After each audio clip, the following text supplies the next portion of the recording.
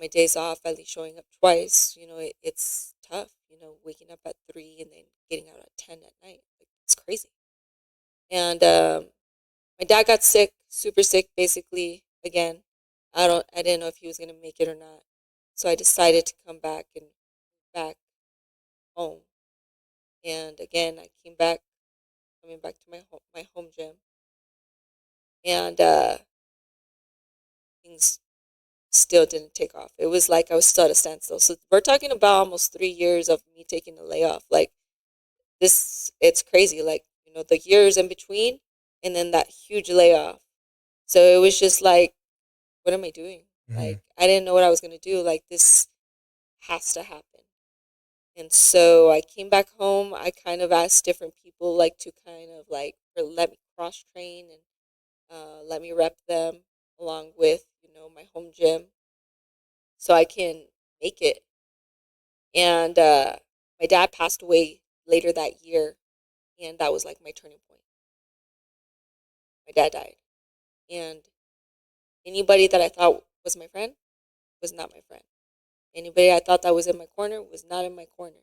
Um, you know, you know, and I realized that the coach I had was not in my corner either. I had to get rid of that person. Like,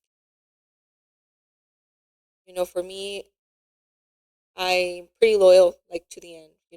That's for me. Like, but like, if you're not supporting me, you're not seeing the vision of where I'm trying to go, or you don't think that we're gonna get there, you don't believe in me, then I don't need you there. So I know it's wrong. I know some people might say it's wrong, some people might not.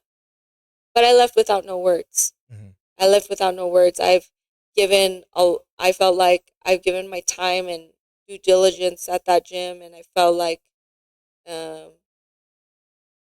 you know, it was just time for me to go my separate ways. Hmm. So I stopped, and I got a team full of coaches here from different gyms, and that's when I decided that I had to go all in at that moment Hmm.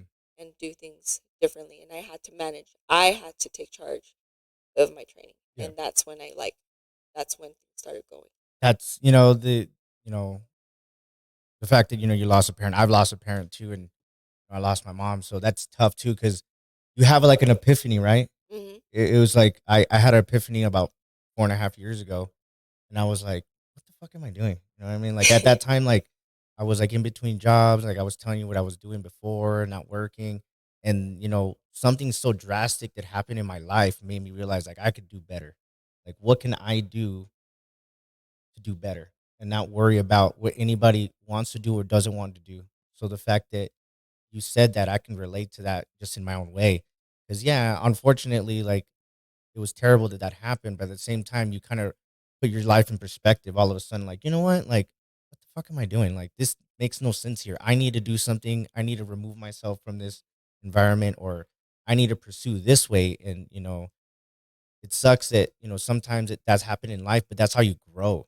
You know what I mean? Yeah, and for sure, my dad passing away really opened my eyes. My dad was sick for more than half my life, so I saw him deteriorate pretty much since I was 8 till I was 25.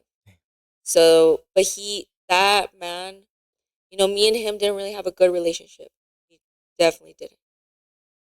But I admired my dad because, you can't help but admire somebody who's so sick. They can barely walk, they can barely do stuff, and he found a way. He found a way how to make money. He found a way to continue his hobbies. Like, the man was in crutches. He had amputated toes, and he was going outside. He has kidney failure. He had kidney failure and stuff like that, and he was going outside working on cars, all kinds of stuff. So when he died, and in my head, I'm just like, what are my excuses? Like, why do I keep um things just keep happening, like, in my life, like, that's just so chaotic, and I just can't get it together. And the epiphany was because I don't stand up for myself.